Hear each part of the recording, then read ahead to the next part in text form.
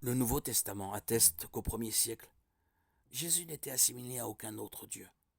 Quand Paul a prêché à Athènes, les plus grands penseurs de cette cité disaient « Il semble qu'il annonce des divinités étrangères ». Alors ils le prirent et le menèrent à l'aréopage en disant « Pourrions-nous savoir quelle est cette nouvelle doctrine que tu enseignes ?»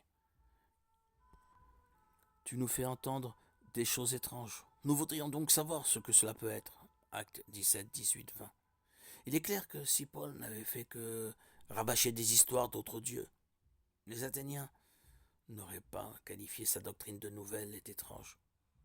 Si les divinités qui mouraient et ressuscitaient étaient si courantes au premier siècle, alors pourquoi, quand l'apôtre Paul a prêché la résurrection de Jésus, les épicuriens et stoïciens n'ont-ils pas réagi en disant « Ah, oui, comme Horus et Mitra ». L'idée selon laquelle Jésus serait une copie de divinités mythologiques est la création d'auteurs dont l'œuvre n'a pas été entérinée par le monde universitaire et renfermant des erreurs de logique. Ils ne peuvent être comparés aux évangiles du Nouveau Testament qui ont résisté à presque 2000 ans de critiques intensives. Les prétendus parallèles entre Jésus et d'autres divinités disparaissent en examinant les mythes originaux.